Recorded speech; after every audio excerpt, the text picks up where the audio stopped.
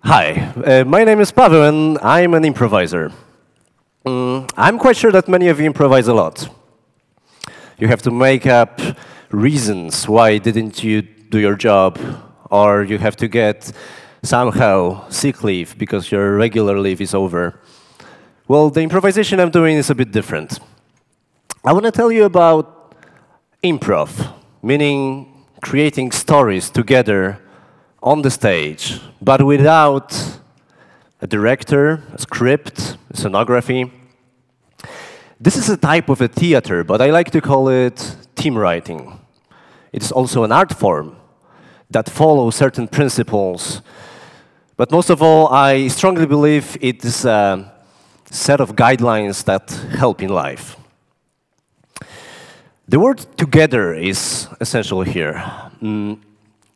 Creating a story, or really anything at all, with someone requires listening and reacting, giving and taking, building on the top of something that has already been built instead of starting over. Sounds easy?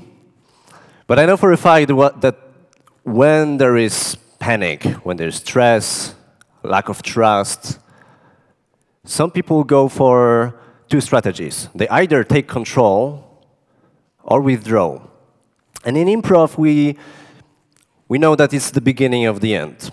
And that happens not only on the stage. We do that many times. We do that on job interviews. We do that on the dates. So then we withdraw probably, most likely. And, well, in improv, there is no, when we withdraw, it has adverse effect. And why is that? Why we do that? My guess is underneath lays self-doubt. And I must admit something here. I'm a narcissist. And according to my definition, which is not really my definition, most of you are too. So I'm going to refer to us as we narcissists, we feel this very basic lack of love that we have not been given at some certain point during our childhood. And we spend our entire lives trying to answer one simple but very dumb question. Am I good enough? And I like to leave you with this. Yes, you are good enough.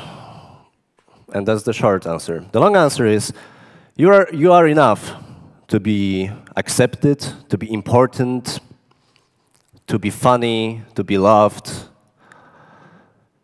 But this doesn't matter really, because it's not about you.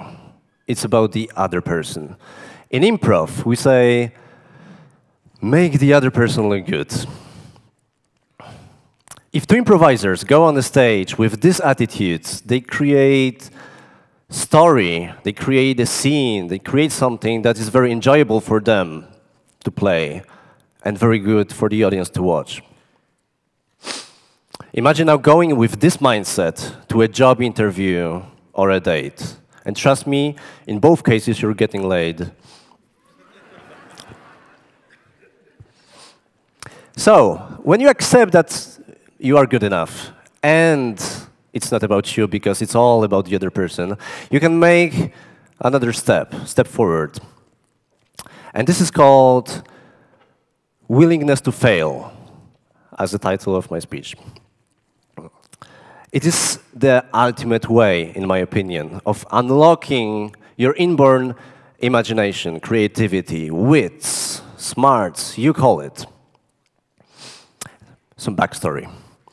When I first went to Chicago, the world capital of improvisation, to learn improv from the best teachers and to watch the best teams performing, I watched some ensembles that created such a bold, interesting and funny stories, and quickly paced.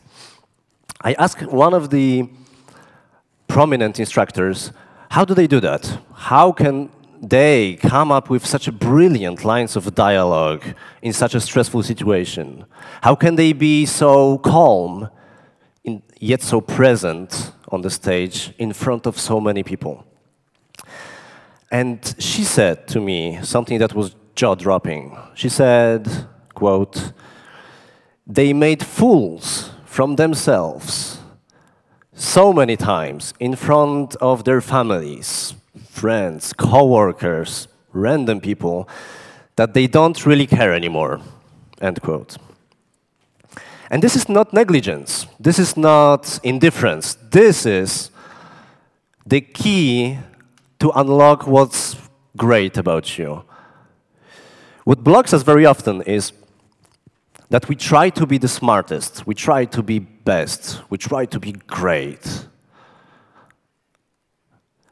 But this has adverse effect, in my opinion. What works is allowing yourself to be foolish, to be stupid, to be horrible. And I'd like to leave you with this message, because it's the biggest lesson I ever learned from improv. Allow yourself to be foolish and weak under any circumstances. Care about the people that you meet. Make them look good. Then the story of your life will be the best. Thank you.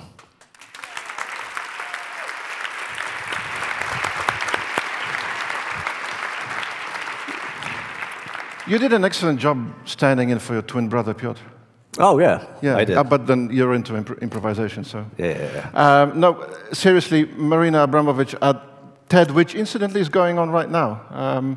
So we could actually just, I don't know, where's the camera? There's a camera right there, I think. Okay. We can wave. You guys start waving too. We're waving to the guys at TED and TED Active. They are watching, of course. They have nothing better to do. Marina Abramovich, yesterday or the day before, talked about the need to be vulnerable on a full-time basis as the only way to open up to something real and true. I wanted to tell about that too, but then she told me that she's saying that already, so yeah, I said, all right, you can do that, I'm fine. So you said that's cool? Yeah, I just changed my topic then. Okay, thank you. Thank you.